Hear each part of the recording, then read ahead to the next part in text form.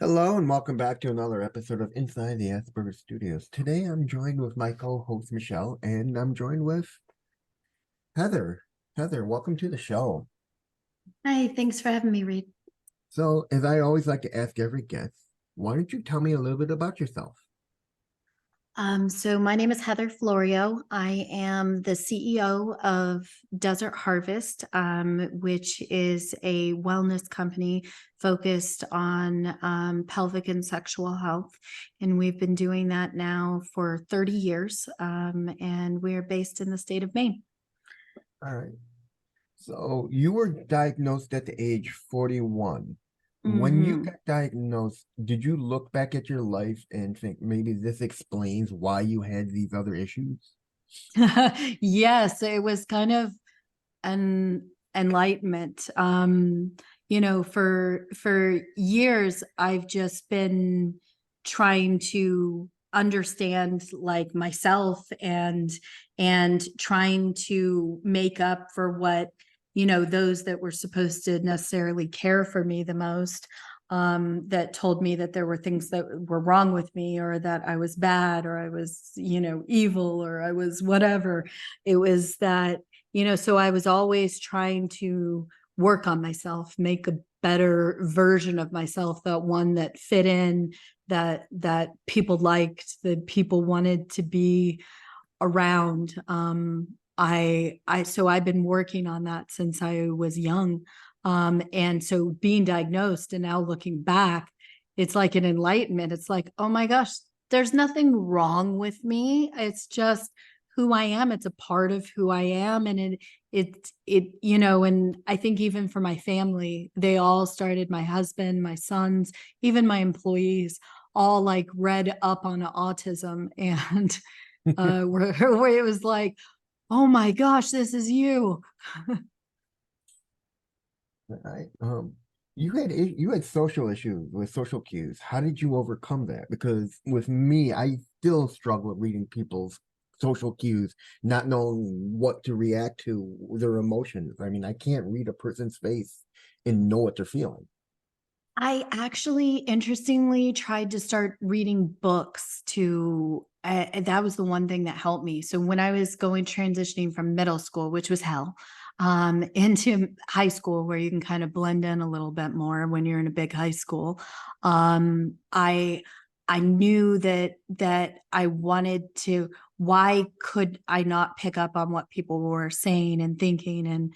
And so for me, I figured if I started learning like facial expressions, reading, I love to read when I want to learn something, that I go down the rabbit hole. I wanted to learn about environmental law once, and I spent weeks just reading environmental law books just because I wanted to have the knowledge of it. And so very similarly, when I wanted to have this knowledge, I started to read books, and I still use that figuratively today because it's always a challenge. I don't think it's something that'll probably never go away for me. I don't like pick up on when someone's sad or someone's upset, and Mm. and if I'm not cognitively trying to think about it, like I'm in a social situation or I'm talking to you right now, I'm actively engaging my mind, trying to think this through. What's the next step? What am I going to say? What are you?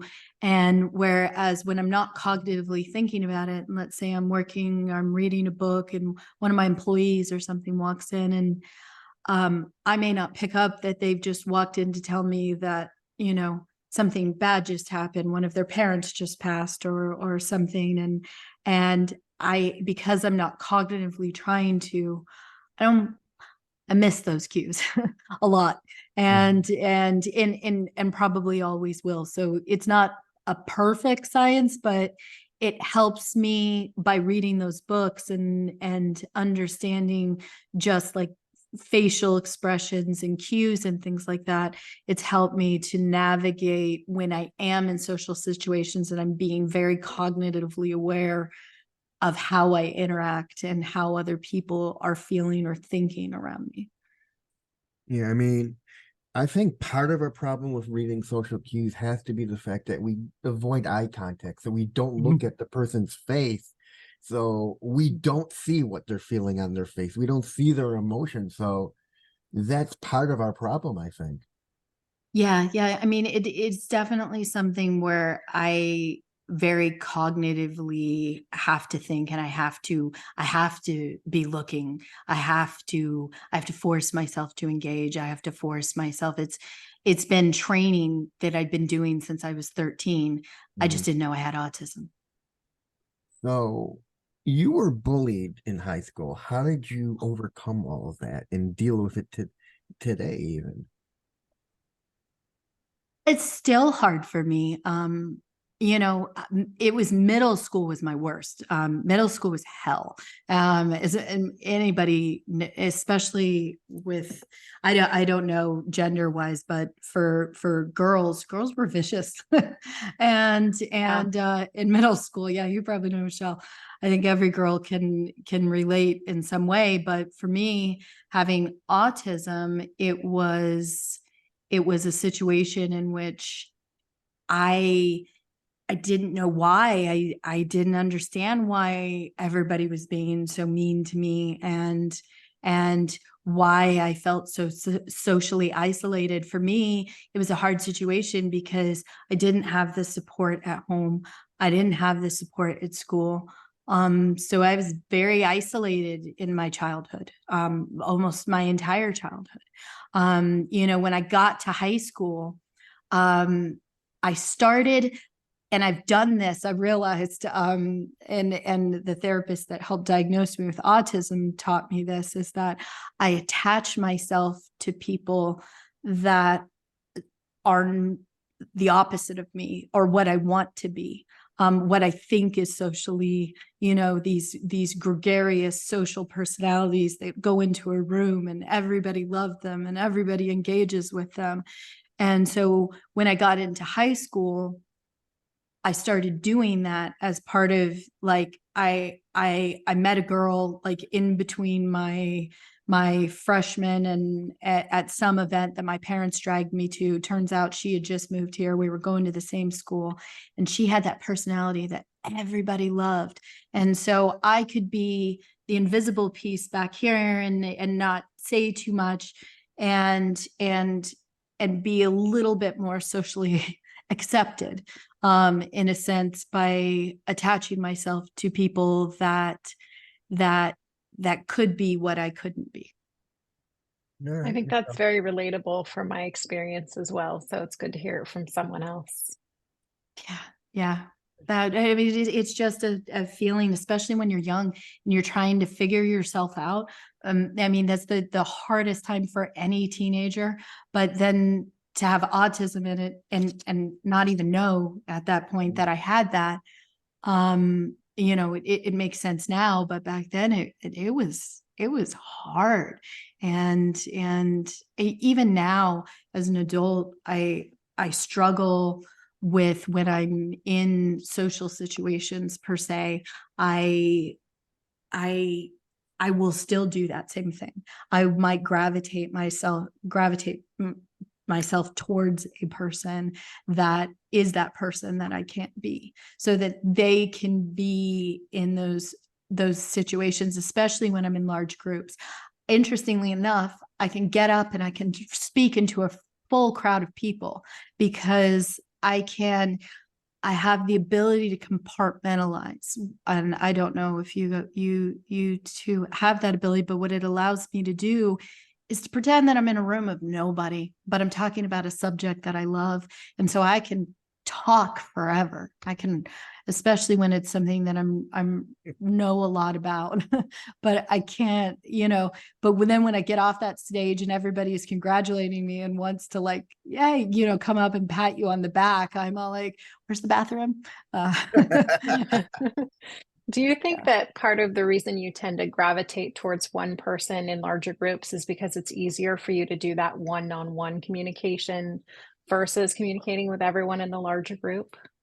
Yes, it's almost like that one person that I might gravitate towards, or spend my time with, they can be that that voice for me, be what I Mhm. cannot be. And so it gives me a sense, I think, of comfort. of that in a social situation by being around a person like that. I think most of us are like that when it comes to like talking in front of a big group, because when it comes talking about something we're passionate about, like one of our hyperfixations, it's like all of a sudden we just narrow that focus down to what we love and just look at a group of people as like you said, a bunch of nothings. And we just talk about what we love and we don't care who they are. It's our passion that we're talking about, and we can just go on for it forever. Yeah. Yeah. I could definitely talk forever and ever. I always equate that my husband, he has always called me ever since the TV show Called Out, he calls me Sheldon Cooper. So like behind the scenes, like it's kind of our joke, and my kids will be like, okay, Sheldon. So, besides your being bullied and your trouble with social cues, what other challenges did you face? Um, just interactions in general. I mean, even now as a CEO, I I don't I think the hardest thing is and back to I think what we mentioned before is that picking up on human emotion, because as a CEO,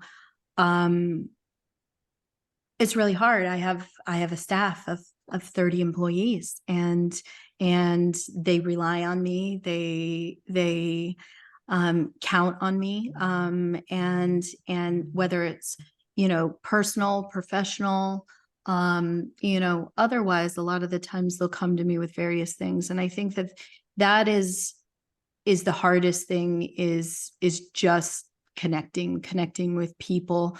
I met my husband very young. I was 19 when we got together, and 20 when we got married. I think that he has really helped me navigate this world. I don't think that I would be as successful as I am, or where I am in life today, if it wasn't for him, because he's helped me navigate situations. He's helped me, when I am overwhelmed. I now know it's emotions overwhelming me. I didn't really pick up on my own emotions before, but I would have these moments where I'd like, I have to leave the situation, I have to leave, I have to go, I have to get away from humanity. And very early on in a young marriage, that was difficult for him. He has been a trooper in when I have those shutdown times, or I need to be alone. When we were younger, it was difficult in a relationship. And I think that now, he respects that. And he always has been very respectful of me. But I mean, even more now that I think that I have a diagnosis, it fell into place for him as well, to understand why I do that, because he's very much of the thing. She wants to be alone. She doesn't want to be around me. What did I do? Like, the typical human kind of banter that I will literally just walk up and leave a situations, or sometimes I'll get in my car and drive away. And he's like, where'd she go? And I just, I have those moments of overwhelming emotions that are hard. Well, I So can kind is of, your, sorry, Reid. not a problem, Michelle. You'll go right after me. I can kind of relate to that.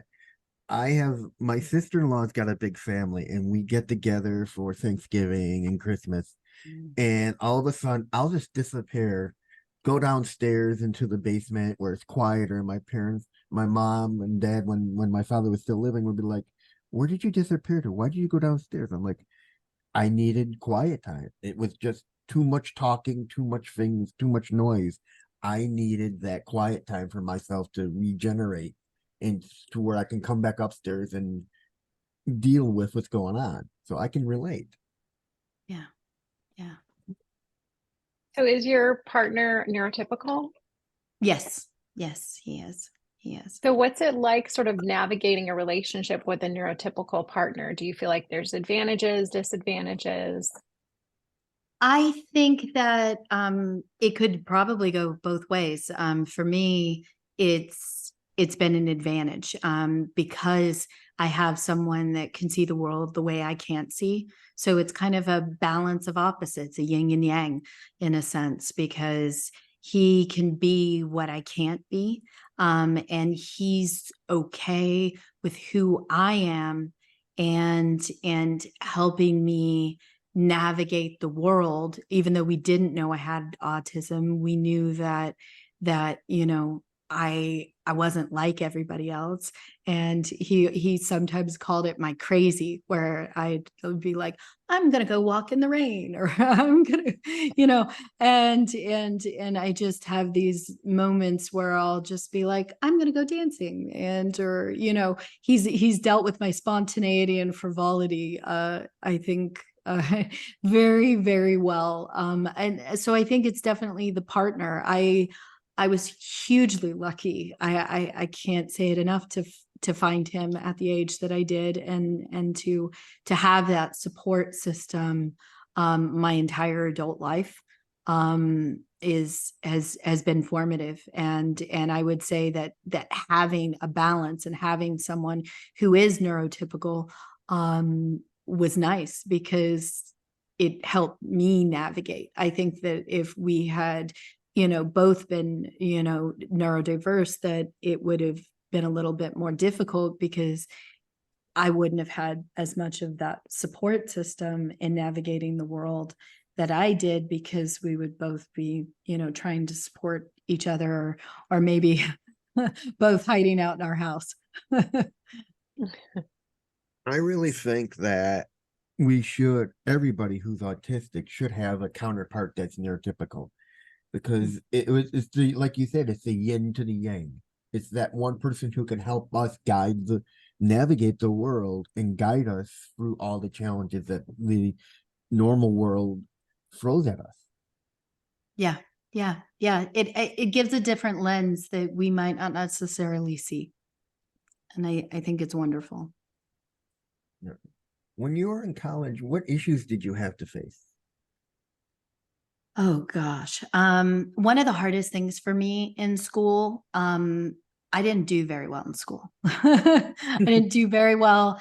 I did better in college once I found out that I could do distance learning. It was the greatest thing ever invented. Because I didn't have to go sit in a classroom, which was the hardest thing for me. Because one, most of the time I also have an eidetic memory. So for me, like, I would read the textbooks and I'd be like, okay, this class is done for me. And they would be like, well, we need you to do this assignment, or we need you to do this. And I'd be like, if I didn't see the point of it, at that point, I just wouldn't do it. So I graduated and everything because I could remember everything, and I would come in, take the tests, ace them, leave. And so, but I did much better in college. The first year I tried standard. I went to California, and I went to Long Beach State, and I that was not a world I could live in. And I realized that very, very quickly. And didn't last. And I came back, and then I was like, and then I lived in Colorado at the time, in the University of Denver. I was all like, oh, I could do this all online. I'm all like, sign me up. And I don't have to leave the comforts of my home and deal with people. And so then I had like straight A's, because it was a structured set of stuff. It said, here, you do this. We're just going to give you work at your pace, do it. And that was it. And it was like the best way of learning for me, just because it was how I already learned. I read the books, and then it was like, it was a structured list that said this, this, this, and this. And I was like, oh, I'll do this, this, this, and this, and we'll be done. Yeah. I remember going to one of my advisors when I was in college for my master's, and I went to her and I'm like, I don't get how people who have like really good memory can walk in and fail and pass all their exams, and then there's me who sits there and struggles. And she's like, let me tell you something. Those who know the material just know it, but those who know it and understand it are those who can look at you and explain the whole process. And that kind of made sense to me because one day I was walking down this little path and I was going over to the material in my head and I totally understood what I was talking about.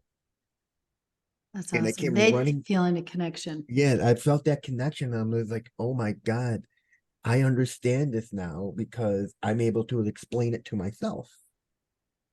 Yeah, and I think that's what it is when I think many times, and even for me, sounds very similar. I overcomplicate things. Yeah. And once I can see a clear path to the structure, even interestingly enough, to give an example, I was with Deepak Chopra, the guru, the end of September, beginning of October, this year. And, he was talking and I was listening, he was talking about time and how it was a human construct and that he didn't let time define his life. And I was like, how can you just simplify that? I was like, that was the one question I asked the entire time I was with him because that just blew my mind. I was like, how can you simplify time into such a simple construct? He's like, I wake up in the morning. He's like, I'm not checking my cell phone. I'm not constantly worried about time and where I need to be and when and how. He's all like, I wake up, I meditate. He's all like, then I figure out where I need to go and I go there and I do it and I do. And he's like, when you make a commitment of time to someone else, you are creating a commitment between you and that other person. And it would be wrong to not honor that commitment. But otherwise, time does not define his life. And I was like, it was so simple. And I think that that's a good analogy for like how we can overcomplicate something, anything. Time, we complicate time all the time. We're constantly stressed about time in our society and in life. And I think that by simplifying it and finding, and I think maybe it's for neurodiverse, I'm not sure that we have to necessarily like find that path to simplifying it, whereas we initially overcomplicate it. And once you get that simplification in your mind and you find the structure of it, it's like light bulbs. Mm-hmm. You got any questions, Michelle? Not after that one, no. I understood you've worked in the entertainment industry. What was that like? Oh gosh. So I did that for 15 years. One of the things for music is I realize this now. I would have to put in headphones and listen to music so that I could write, so that I could read, so that I could focus my mind. And I realize now that music is how I actually feel emotions. And it actually connects me to emotions.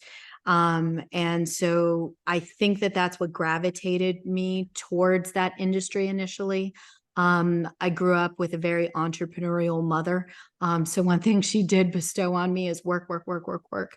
And so I started doing events when I was in high school because I could plan them, I could structure them.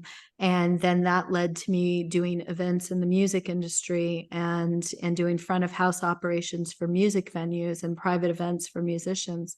And I loved it. It was great because yeah, there was a big crowd of people, but I didn't have to be in it. And I had to make sure everybody, you know, was doing their jobs and getting things to the place. And I had to make sure that everything flowed. But I always, whatever venue or whatever place it was, I always had a secret spot away from people where I could just sit and listen to the music. And it was a beautiful thing. I don't miss the hours because I was never home. And I, you know, with young kids, you know, I was working till, you know, 3 a.m., 1 a.m., 3 a.m., going home, sleeping, getting the kids to school, maybe, or my husband, and then getting a little bit more sleep, going back to the venue by like 10 a.m. and doing it all over again. And it is a very demanding job, a very demanding industry. But most of the time when you're working, you're in a theater itself only has like maybe 4 or 5 full-time, you know, whatever, full-time employees, maybe 10 at most. So when you're in a theater, you feel very like you could wander around and you don't have to have a lot of human interaction. So it was kind of nice. All right. What was it like taking over your parents' company with knowing that you also have autism? I mean, that had to be hard because now you have to figure out how to become the CEO and how to deal with your ASD as well. Yeah, so I was diagnosed after I took over the role. So I had always been involved in Desert Harvest, kind of helping, just because that's what I do. I'm an organizer of people, an organizer of things. I did a lot of organizing for Desert Harvest of the structure and things since 1993 when we started. But in the last recession that we had, you know, music venues were shutting their doors, laying off staff. There wasn't a lot of work for me. And at that time, my parents were in their 60s and they said, we're ready to retire. So you're not doing anything, come back. It's tight. Either that or, you know, we're going to sell it. And so I talked it over with my husband and agreed to come and start taking over the helm of the company. The time I didn't know I had autism, but I was very concerned per se of managing employees in that sense. Like I could manage employees in music venues because I dealt with them for one night. You know, they would be ushers, different things like that. They would always be rotating. They were volunteers. And so it was a different kind of structure where we'd have to have one-on-one interaction on a regular basis. And hiring and firing and like having to do all of the necessary HR stuff. I suck at it. I will just say that, like, you know, I luckily have an amazingly supportive staff that can handle that part of it. But when I do have to be involved, it is one of my biggest weaknesses. And it's one of my biggest challenges I'm still working to overcome. And just because of that human interaction piece. Same thing last year. I was traveling like crazy and I was at all these events and I was on red carpets and doing stuff. And it felt like everybody wanted a piece of me and I was being pulled in a million different directions. And that took a lot from me. I had to really spend this year kind of dialing some of that back and understanding what I can give and what I can't give. Because when everybody's trying to take a piece of you and you're autistic and you just want to run in the corner and hide, or to the other room, it became mentally exhausting, and mentally challenging to maintain, you know, that kind of equilibrium with myself. Those social situations, every one of them is exhausting. You know, I can watch people thrive, and it's jealousy for me, because I'm like, I go home and I'm like, oh, good night. Like, this is, oh, when do I have to do this again? And when I have to do it night after night after night, like a lot of the times last year, it took its toll mentally on me. And I really had to spend this year really refocusing. I learned really well, actually, from Deepak Chopra, how to meditate. And that has been a godsend for me, actually, because one of the hardest things to do is quiet my mind. Mhm. And I've tried meditation on myself. You know, I've tried the apps and the programs and the online tutorials and the YouTube videos. And my mind doesn't stop. And so how do I make that work? And I think that learning actually how to meditate properly and has made a world of difference for me. I can't do it all the time, but actually what I found, we talked about airplanes before we came on here. So airplanes for me, that's why I go to the window. It's why I'm, over here for me. But I've started meditating on the planes, and from what I learned, and everything around me disappears, all the people, all the constant asking for stuff. And I will always meditate on a plane now. Like, it has been an amazing experience. It's not as stressful to, be on a plane crowded with people. Yeah, I just say meditate, meditate, meditate, meditate. I can't say it enough. It has been a godsend for me. I can relate to that so much because my mind is constantly going and constant to the fact that I can't sleep. And you're right. When your mind is going like that crazy, it keeps you up awake all night. I have meditation, I'll swear by the app Headspace. Oh, I yeah. remember my first time using it, all of a sudden I can literally hear my thoughts. And I can really realize, oh shit, this is a thought. It's not me meditating. This is one of my thoughts going through my head. And I'm like, and I realize I'm stopping my meditation because of my thought going through my head. And I'm like, okay, now I gotta go back to my breathing. And it gets to the point where sometimes I almost stop breathing. And I gotta remind myself, you gotta breathe before you pass out. Yes. Yes. That's me. Like, I have interestingly found, so one of the things was kind of finding this place that you go to.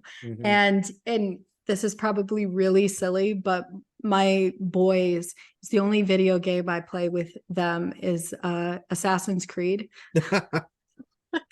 And there's this point where when you kill one of the people, that you go to like this like watery plain of like nothingness, and there's just you and this person, and that's where I go. It's literally like this watery, nothing there, and it really allows me, and like you said, to be able to disseminate your thoughts and then let them. My husband calls it, he says, are you going on a walkabout, or are you going down the rabbit hole? Because I won't hear anything else around me, and I'm going through something in my mind. And so I've had to learn to like control those walkabouts, and like you said, come back to your breath, back to your breath, and remember to breathe. Yeah. Now, are any of your sons like you? I mean, do they take after you in the fact that they too have autism? So I was only diagnosed a few years ago, but I have had a conversation with one. So I have 3 sons, 2 biological and 1 adopted. And I am pretty sure one of the two of my biological are. And I've had this discussion with him, and that is his choice and his journey if he wants to go explore and get that diagnosis and but we've had some really great conversations as a result of my diagnosis that I think and I hope is helping him on his journey. Yeah. Now, what is a typical day like for you? Yeah. work. No. I actually wake up in the morning and do an hour of yoga. And that kind of really kind of helps me focus my mind on the day and be prepared and not get overwhelmed or stressed by it. And then I go to work and I'm at work all day, come home, get a couple of hours of, if I'm not still working when I get home. And then I typically try to meditate right before bed so that I can sleep Yeah. and shut my brain Yeah. off. That definitely helps, I think. Scheduling your meditation time before bed. I do that as well. Yeah, it makes a huge difference. It makes a huge difference in my quality of sleep, you know. We live in a cannabis legal state. And so the only thing that I used to have that worked before were eating gummies to go to sleep. Before I really kind of found meditation and yoga and stuff like that. It was the only thing. But interestingly enough, even those didn't, last all night. And so, I'd still find myself up at 2 a.m. going, okay, good. All my thoughts are rushing back to my brain at all the same time. This is awesome. I'm not sleeping for the rest of the night. Yeah. Yeah, unfortunately, cannabis does work to help you fall asleep, but it actually disrupts your sleep patterns. So I hear that a lot from people that use it, that they can fall asleep, but then they wake up and they have to either smoke again to go back to sleep, or it just kind of wears off. Yeah, it's not a long-term solution, I don't think. Definitely not. I mean, we even at Desert Harvest make a CBD product, and interestingly, a lot of people utilize it for sleep, which I find has absolutely, and none of my staff or anybody has had any effect for sleep. And so even though it's promoted for that, and we're utilizing a CBD isolate, and we actually studied it at McGill University. Or actually before that, we studied at University of Colorado. We did a bioavailability study, and we were able to show that it's 25% more bioavailable or systemic in the body than any other CBD product out on the market. But I don't know if it's different people that respond to CBD in a different way, that it does make them sleepy. But I have never actually witnessed that effect. That's funny you mentioned CBD. I use CBD for sleep because meditation alone just doesn't help. I use a product that's a spray, not a gummy, and it's all natural products along with the CBD. It's got magnesium and cinnamon and all the things that promote sleep, along with melatonin. So it doesn't knock you out, but it kind of lulls you into that fatigue of sleep. Yeah, I did. Magnesium can actually make a big difference for me right before bed. We actually at Desert Harvest, we actually make a magnesium product. And so I actually take that as well right before bed. Makes a huge difference for me. So I can understand the magnesium, the melatonin, yeah, all of that. I bet you in combination is a good whammy. It is. It's very helpful for me, definitely. And I notice the difference there have been days where I'll just be so tired and I'll forget to take it and I'll be up all night. And then I'll like fall asleep at 4 in the morning and wake up around like 8 in the morning and I'm wondering like why I'm so freaking tired. And I'll remember I didn't even take the spray that night and I'll just have to like literally, as I put it, work on fumes for the entire day. Yeah. Yeah. Living off of caffeine and whatever. I've done that before too. Anyways, do you have any hyper focuses? Oh gosh. A lot of them.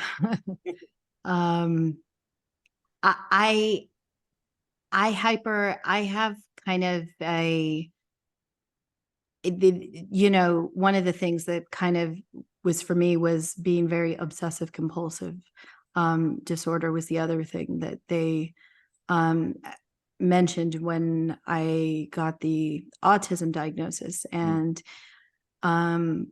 going back, it's another thing, especially later in my adult life that I've been working on.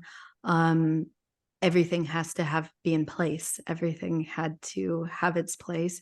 I will literally walk around the house and I cannot relax until everything is in its place. Those are kind of my big one. Is just organization. Everything has to be organized. My email has to be organized so that I can go through it correctly. My desk has to be, everything has to be organized for me. It's actually one of the things that I'm trying to work on, because it's also it's a stressor. It's a stress on the body. And I'm trying to not let things get to me like that. And then as far as hyper focuses on besides organization, I hyper focus on all different kinds of things. Whether it's for me, it's pelvic and sexual health right now. I can tell you anything about medical studies, everything. I will hyper focus on a topic, and then move on, and then at some point I might realize, and then move on to the next topic, and I hyper focus on that. So it's definitely something where I have over the years hyper focused on a lot of things. What about you? Me, hyper focus. Oh, I love learning. Yeah. Anytime I find a topic that interests me, or if I'm going through Coursera and I'll find a class that interests me, I'll like, oh, I'll just, I'll literally sit there and I'll go through the entire course and just get the certificate. Or I mean, I can pick up I have a friend who's like, I have no interest at all. I'm like, why don't you learn something? He's like, it's not that easy. I'm like, what do you mean it's not that easy? How do you think those of us find new interests? You find something that interests you and you pursue it. That becomes your new interest. That for me is like, I can find something that really interests me and then I'll be at it. But my problem is with my ADHD, I lose interest in that after a while. And then it's like, whenever I have that interest in, if I bought stuff in that with that thing, it just sits there and collects stuff. Yep. So that sounds like me 100%. I have ADHD too. So I was diagnosed with actually when I was much younger. And same kind of thing. Like I love to learn. I love to, I guess when I say I hyper focus on a topic. I learn the heck out of it. And then when it's done, I just move on to the next one. And I have trouble watching TV, movies. I especially like my son is obsessed with Lord of the Rings. He's 20, 21. Like he knows everything. He plans, he's going to work for Weta, the digital in New Zealand that made the movie someday. That's his dream. But he can watch that movie every day for his entire life. And he knows everything about it. He knows which pieces. And I can't watch the same movie twice. And sometimes I can't even get through the movie the first time. But if it's a documentary and it's something that I'm learning about or that I'm engaged with the topic, then that's a different situation. It's one of the things I've learned is called chasing the dopamine. which Huh. basically means we get an interest, we, like you said, we study it to death, and then all of a sudden we lose interest in it and we just go after the next one. Yeah. Yeah. And we That's keep going. keep going. That's our dopamine learning. Yeah. And then there are those who have jobs who can't keep jobs because they get bored so fast they move on to the next job. I think that actually benefits me as a CEO because you're constantly, you're being hit with so many tasks at once. Mhm. And because I have that, you know, organizational, you know, obsessive compulsive where I have to structure and organize everything, that it definitely benefits me because I can structure and organize things. But then at the same time, I can finish this and then go to this and then go to this. I think the biggest thing is that probably gets me is when a topic doesn't interest me and I have to do it anyways. Procrastination comes in. Yeah. Not, yeah. Yeah, I think And I have that's a to, pretty common experience. yeah, yeah. It's like you have to force yourself, like, even if you don't want to. That is something that has come with age, because Mhm. when I was younger, I will always say I was a horrible employee, because I didn't necessarily, I'd be like, I don't know, I don't think I'm going to do that today. I'm going to do this today. and and I did, and you know, sometimes to my detriment. And but I I think that as a CEO, it supports me in doing this job much better. Having those skills that are not necessarily neurotypical. Are No. there specific tools that you use on a day-to-day basis to manage running your company? Yes, my biggest thing is because I have that eidetic memory. I don't necessarily, my two most important things, I talk about organization. My email is like my task list.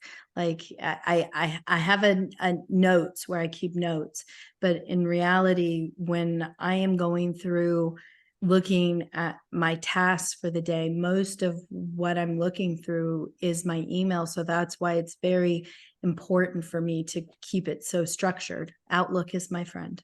And then one of the newer things that I have found that reduces my stress load is definitely using the notes app in my phone, and just kind of, I'll just talk into it. Like it takes the thought out of my head and puts it over here, so that, because there's so many thoughts running through my head, I found that just getting them out and putting them over here really has helped me. Not like, oh, it's over here on the list, so I don't have to stress about it. I don't have to remember it. I don't have to think about it till I refer back to my list.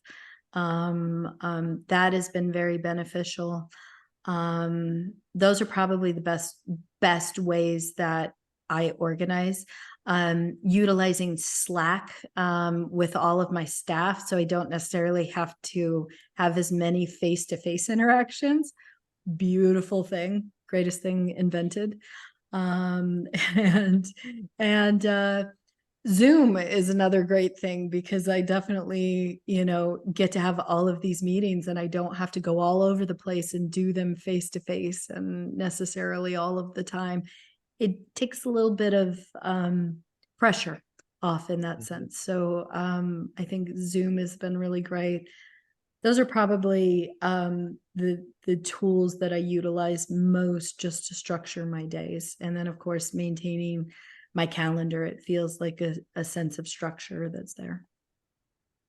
No. Do you have the same issues now as you did growing up? No, I think without realizing it, I was really yes and, oh, I guess yes and no. Because I don't think I can ever get rid of, you know, the issues that I have, the emotional outbursts, the social awkwardness, the you know, having trouble with emotions and understanding emotions. I don't think that that's something that'll ever go away. I think it's always something that I'm working on, but I think I manage it much better than I did when I was younger. So even without knowing that I had autism, I have been creating strategies and coping mechanisms that have worked for me. I really always say that there's two versions of me. There's the social version that, you know, I have to be when I'm in certain situations, and I have to work really hard, and it's exhausting.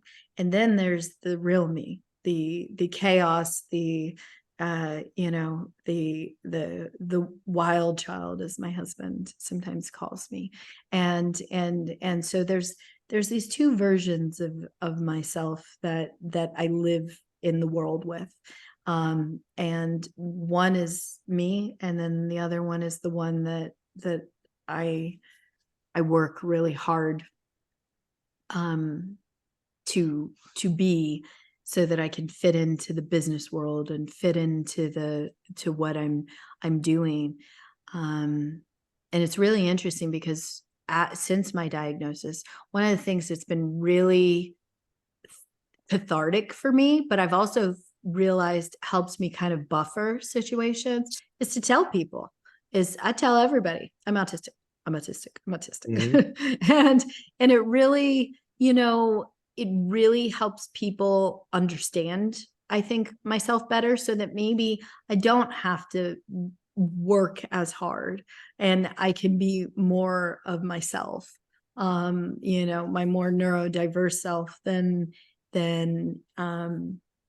you know, I would otherwise be in certain situations. So it actually makes me feel more comfortable to kind of preface situations or meetings or things like that. Right. Did you feel a sense of relief knowing that all your past actions were due to your being autistic? Yes, I have grown up with the sense that there was something wrong with me my whole life. And there was something that needed to be fixed. I think it's benefited me because in one sense, because I'm constantly trying to do good in the world, trying to change things for women's health, for pelvic health, for sexual health, to make a difference. I go to remote areas of the world, taught one of the first pelvic and sexual health courses in Turkey. I'm getting ready to go to Africa in a couple of weeks to consult and teach in a remote area of Gambia. Like those things, I feel like that's my giving back to it's almost trying to prove to myself that I am a good person, because for so many years I was told that there was something wrong with me, that there was that I was a bad person because of who I was, that I was, you know, made to feel like I was evil in a sense, like that there was, like I was a bad person because of the way I acted, or the, you know, the making the wrong choices, you know, things. And I realize now with the diagnosis, it's like a weight lifted off to me. There's nothing wrong with me. I'm just me, and I'm neurodiverse. There's nothing wrong with me. And now I can just shout it, and I can feel confident in that, which I think for 41 years, I never felt confident in that that I, there wasn't something wrong with me. No. No, why don't you tell me a little bit about Desert Harvest and what's it like to be the CEO? So Desert Harvest, we started 30 years ago specifically for a bladder disorder called interstitial cystitis. We have that's like having a constant UTI that never goes away, a debilitating UTI. About 8 to 12 million men and women, more predominantly women than men, have this in the United States alone. So it's a very underrepresented condition. And I had an aunt who had the disorder. So many years ago, we were looking for options for her. And that's how we have a patented formula of aloe vera that we still use today that is actually currently undergoing FDA trials.